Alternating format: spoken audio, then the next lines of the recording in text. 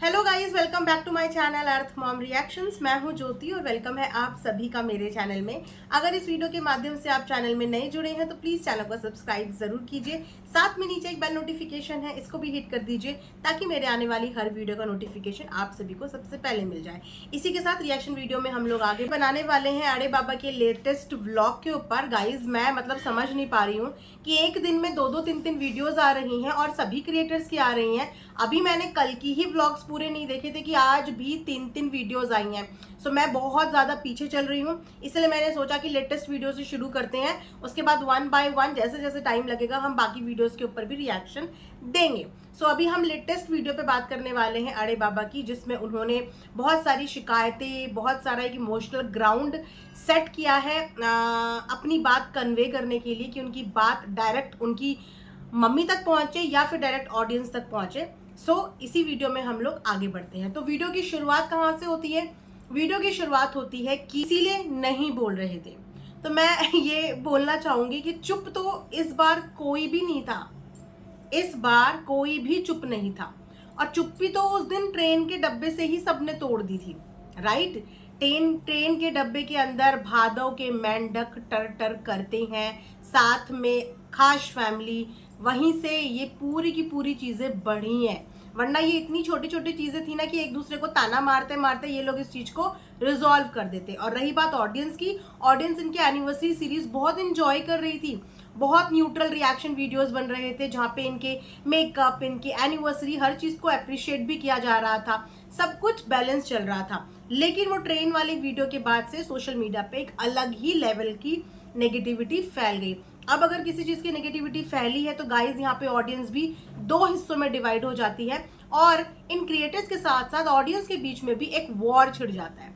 और वो वॉर आप लोग देख रहे होंगे कि बिना किसी जान पहचान के ऑडियंस भी एक दूसरे को पता नहीं क्या क्या बद दुआएं क्या क्या दे रही। उसके बाद इन्होंने एक चीज और यहाँ पे कॉन्ट्राडिक्ट करी है। मैं वही बोल रही हूँ ना कि पिछले लास्ट वीडियो से ना ये क्या बोल रही हैं और क्या नहीं बोल रही हैं एक्चुअली समझ में नहीं आ रहा है। इन्होंने बोला कि ऑफलाइन मैंने ये बात बोली कि अगर मेरे बच्चे को कुछ हुआ तो उसके जिम्मेदार आप लोग होंगे। दूसरी तरफ ऑनलाइन इन्होंने ये बात बोली कि ऐसा कुछ भी नहीं है, प्रेगनेंसी जैसा ऐसा कुछ भी नहीं है, मेरे घाव पे नमक मत छिड़को, मेरे घाव पे ये मत छिड़को। मतलब अब इन दोनों सिचुएशन में से हम कौन सी सिचुएशन गाइस सच बोले? कहीं ना कहीं क्या ये एक्सेप्ट कर रही है कि हाँ इन्होंने ये बात ऑफ कैमरा बोली कि अगर मेरे बच्चे को कुछ हुआ तो इसके जिम्मेदार आप होंगे, तो ये बात सोशल मीडिया पे इन्होंने क्यों बोली? क्योंकि मैंने तो ये बात ऑफलाइन करी थी। अगर आपने ये बात ऑफलाइन करी थी तो ऑफलाइन आप एक अलग बात कर रही थी और ऑनलाइन आप ये दिखा रही थी कि ऐसी बातें बोल के वो आपके जले पे नमक छिड़क रहे हैं। दैट मीन्स कि अभी पिछले 1-2 महीने में आपके साथ जो इंसिडेंट हुआ वो इस चीज पे मजाक बना रहे हैं। तो दोनों में से कौन सी बात सच है?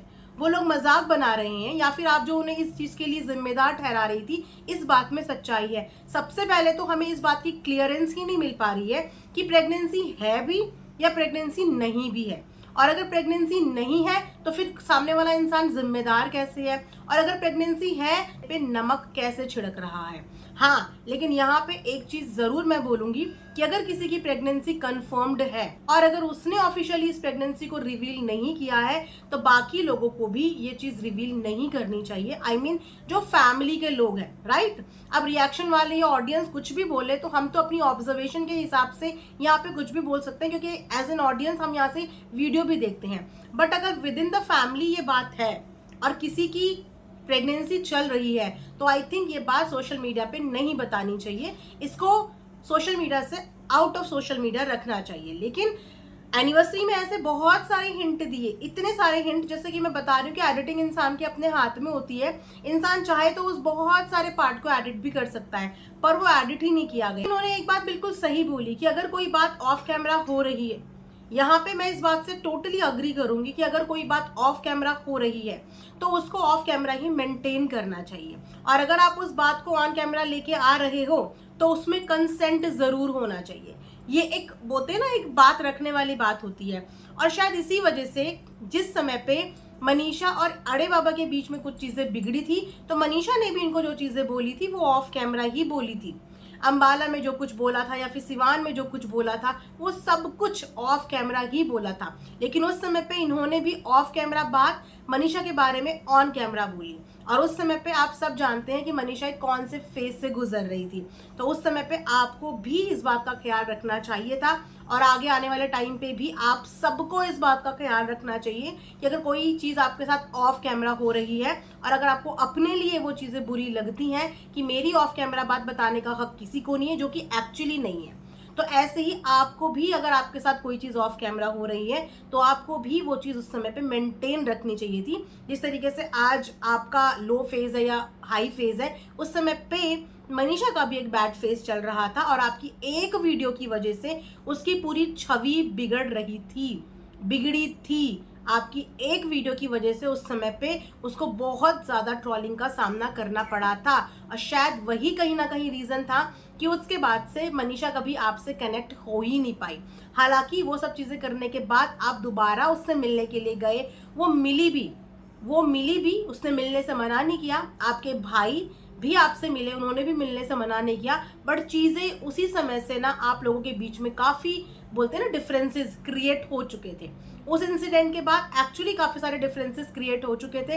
वो अलग बात है कि ऑफ कैमरा ये लोग रिजॉल्व करते थे या फिर आंटी बीच में आके चीज़ें सॉल्व करने की कोशिश करती थी या आंटी अपने बच्चों से इस चीज़ के लिए बोलती थी, लेकिन चीज़ें उस समय पे इनके बीच में एक डिस्प्यूट कहते हैं ना, वो डिस्प्यूट शुरू हो चुका था। उसके बाद यहाँ पे तो देखो इन्होंने सरासर झूठ बोला है और मैं इसीलिए एक एक पॉइंट पे यहाँ पे बात कर रही हूँ ताकि ऐसा ना लगे कि मैंने कोई चीज़ अपनी तरफ से ऐड कर ली, अपनी तरफ से माइनस कर ली। इन्होंने यहाँ पे बोला कि मैंने लाइव डिलीट करी। इससे पहले वाली वीडियो में क्या बोला गया था कि फ़ोन करके डिलीट करवाया और बहुत सारी ऑडियंस के पास यही एक इन्फॉर्मेशन जा रही है कि इनसे लाइव डिलीट कराई, बट आज इन्होंने खुद अपने मुंह से इस बात को बता दिया कि इन्होंने वीडियो लाइव अपनी मर्जी से डिलीट करी और उस पर भी इन्होंने पूरी तरीके से सच नहीं बोला गाइस। बहुत सारे लोग YouTube के एनालिस्टिक या YouTube की टेक्निकल चीज़ें नहीं जानती हैं, बहुत सारी ऑडियंस, तो मैं आपको बताती हूँ। अब मुझे नहीं पता कि ये झूठ बोलने के पीछे इनका इंटेंशन क्या था, शायद ये दिखाने का कि मेरी लाइव मैंने डिलीट नहीं करी है, बहुत बड़े रीज़न की वजह से डिलीट करी है, लेकिन यहाँ पे ऐसे और भी लोग हैं जो यूट्यूब की एल्गोरिदम को जानते हैं, यूट्यूब के बारे में नॉलेज रखते हैं, तो प्लीज़ ऐसा झूठ आप मत बोला कीजिए जो झूठ आपका साफ पकड़ में आ जाता है और साफ पता चल जाता है। इन्होंने बोला कि मैंने अपनी लाइव इसीलिए डिलीट करी क्योंकि मेरी लाइव में कॉपीराइट आ गया था, क्योंकि उसमें मैंने किसी नशे वशे के बारे में बात कर ली थी जिसकी वजह से कॉपीराइट आ गया था। सो गाइस, आप लोगों को मैं बता देती हूँ कि कॉपीराइट सिर्फ आपको तब आता है जब आप किसी की कोई चीज़ को कॉपी करते हैं। आप किसी की क्लिप, किसी की फोटो, किसी का गाना, किसी का कुछ कॉपी करते हैं तो आपको कॉपीराइट आता है, बट अगर आप कुछ ऐसी चीज़ों का प्रयोग करते हैं जो वाईटी की नज़र में गाइडलाइंस के अगेंस्ट है तो आपको कॉपीराइट नहीं, आपको कम्युनिटी गाइडलाइन आती है। और जब आपको गाइडलाइन आती है ना तो आपकी वीडियो अपने आप रिमूव हो जाती है, उसको रिमूव करने की जरूरत नहीं पड़ती, उसको कहते हैं गाइडलाइन स्ट्राइक, क्योंकि गाइडलाइन वाले आपको मौका नहीं देते, वो आपको सीधा कम्युनिटी गाइडलाइन दे देते हैं और उसके बाद आपकी वीडियो अपने आप वहां से रिमूव हो जाती है। और रही बात कि इनकी वीडियो पे कॉपीराइट आ गया था, कैसे पॉसिबल हो सकता है, क्योंकि वो वीडियो यूट्यूब पे बहुत लोगों ने डाला हुआ है जिनके उस लाइव पे 20-20, 25-25, किसी को तो 50-50 हज़ार व्यू तक आए हैं, तो उनमें से किसी को भी कॉपीराइट नहीं आया उस लाइव पे, लेकिन इनको अपलोड करने पे कॉपीराइट आ गया था। तो कॉपीराइट इनको आ ही नहीं सकता, क्योंकि कॉपीराइट इतनी जल्दी कैसे आ गया कि वीडियो लाइव करने के बाद तुरंत वीडियो डिलीट कर दी। मतलब यूट्यूब इस चीज़ के ताक में बैठा था कि सामने वाला इंसान लाइव करे और मैं तुरंत उसको कॉपीराइट दे दूं। इतनी जल्दी कोई कॉपीराइट क्लेम नहीं आता, यूट्यूब को भी चीज़ों को एनालाइज करने में वक्त लगता है। यहाँ पे इन्होंने सरासर झूठ बोला है, क्योंकि जब इन्होंने वो लाइव अनलिस्टेड करी थी, उसका अनलिस्टेड का भी मैंने अपनी आंखों से खुद देखा था कि वो लाइव पहले अनलिस्टेड हुई, अनलिस्टेड होने के बाद वो लाइव वहां से डिलीट हो गई, साफ लिखा हुआ वहां पे आ रहा था डिलीटेड बाय अपलोडर। सरासर इन्होंने यहाँ पे झूठ बोला और इस झूठ बोलने के पीछे कहीं ना कहीं रीजन ये था कि ये इनका दिल भी जानता है कि उस वीडियो में ये लोग, उस लाइव में ये लोग बहुत ज़्यादा ही लिमिट क्रॉस कर चुके थे, जो बाद में इन्हें भी देखने के बाद ऐसा लगा कि हाँ, यहाँ पे हमने कुछ ज़्यादा ही चीज़ें बोल दी हैं, और उस एहसास होने के बाद इन्होंने तुरंत उस लाइव को वहाँ से डिलीट किया। उसके बाद इन्होंने हमें एक बहुत ही अच्छी चीज़ सिखाई, यानी कि धमकी देने के तरीके। मतलब आप धमकी दे सकते हो, लेकिन वो तभी मान्य होती है जब आप किसी के नाम के साथ धमकी देते हो। बिल्कुल लॉ के हिसाब से तो तभी मान्य होती है। अगर आप इस चीज़ के रिगार्डिंग किसी की कंप्लेन करने जा रहे हो या फिर लीगल प्रोसेस के लिए जा रहे हो, तो ये लीगल वाले यही बोलते हैं कि पहले इसमें आपका नाम होना चाहिए, वरना हम ये कैसे आइडेंटिफाई करेंगे कि ये धमकी आपके लिए है। ये चलता है लीगल वर्ल्ड में। लेकिन ये है सोशल मीडिया का वर्ल्ड, जहाँ पे कोई किसी को डायरेक्ट बोले या इनडायरेक्ट बोले तो ऑडियंस भांप जाती है, समझ जाती है कि किसके लिए क्या बोला गया है। बट इन्होंने ये साफ तौर पे बोला है कि इनडायरेक्ट आप किसी को भी कोई भी धमकी दे सकते हैं, और वो धमकी तब तक धमकी नहीं है जब तक सामने वाले का उस धमकी में नाम नहीं है। तो अगर किसी ने उड़ता हुआ तीर अपने ऊपर ले लिया तो ये भैया उसकी गलती है, और अगर ऐसी धमकी में सच में सामने वाले का कोई हार्म हो जाए तो ये बंदा तो लीगली कभी भी गलत ठहर ही नहीं पाएगा, क्योंकि वो तो मान्य होगी ही नहीं, क्योंकि उसने नाम नहीं लिया। तो बिना नाम लिए हुए आप सब लोगों को धमकी देना अलाउ है, बस नाम मत लेना। बाकी किसी को कोई भी धमकी दो, हम ये कर देंगे, हम वो कर देंगे, हम ऐसे कर देंगे, हम वैसे कर देंगे। Anyways, jokes apart, social media का प्लेटफॉर्म ना काम करने के लिए बना हुआ है, धमकियां देने के लिए नहीं बना हुआ है। तो जोश में होश कभी नहीं खोने चाहिए।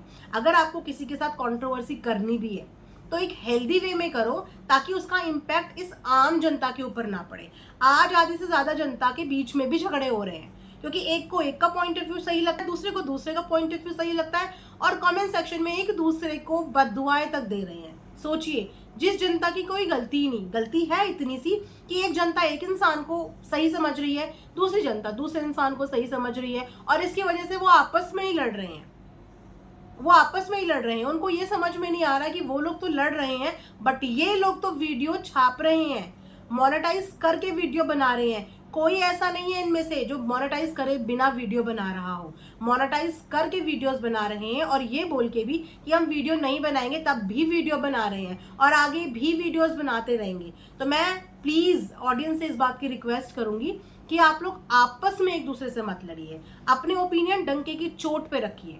आपको जो समझ में आता है, जो सही लगता है उसको सही बोलिए, जो गलत लगता है गलत बोलिए, लेकिन आपस में एक दूसरे के साथ मत लड़िए, क्योंकि इससे आप लोगों का मेंटल पीस जरूर डिस्टर्ब होगा। लेकिन इन लोगों को इन चीजों की आदत है। अगर आदत नहीं होती ना तो कोई भी एक इंसान बैक स्टेप ले लेता, लेकिन नहीं लेगा कोई भी इंसान बैक स्टेप, क्योंकि ऐसे कंटेंट पे व्यूज और डॉलर्स और पब्लिक ज्यादा जल्दी से बढ़ती है, सब्सक्राइबर ज्यादा जल्दी से बढ़ते हैं, और वीडियोस भी ज्यादा अच्छे से चलती है। तो इस पैटर्न को आप लोग बिल्कुल समझिए। इन्होंने बोला कि आप लोगों ने ध्यान नहीं दिया कि एनिवर्सरी के दिन किसने पोक किया था, एनिवर्सरी के दिन लाइव में आस्तीन का सांप किसने बोला था।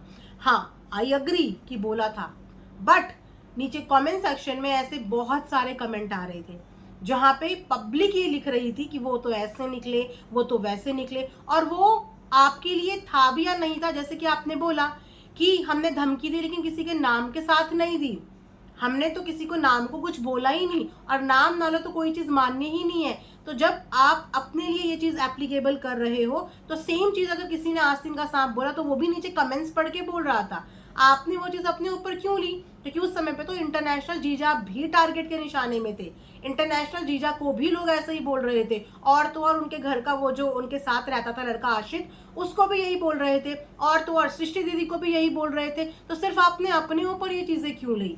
क्योंकि ये सारे कमेंट्स उनकी लाइव में आज भी आप लोगों को दिख जाएंगे कि ये वर्ड कमेंट्स में ऑडियंस लिख रही थी, वो लोग पढ़ रहे थे। तो इतने सारे अमंग ऑल द क्रिएटर्स, ये सिर्फ आपने अपने ऊपर क्यों लिया? नाम तो उन्होंने भी यहाँ पे नहीं लिया था। तो ऑडियंस को सब समझ में आता है कि कौन किसको बोल रहा होता है, कौन किसको बोल रहा होता है। लेकिन जब अपने ऊपर बात आती है तो मैंने तो नाम ही नहीं लिया, आपने ये कैसे मान लिया? लेकिन जब दूसरा वही बात इनडायरेक्टली बोलता है तो आपने भी कैसे मान लिया कि वो आपको बोला गया?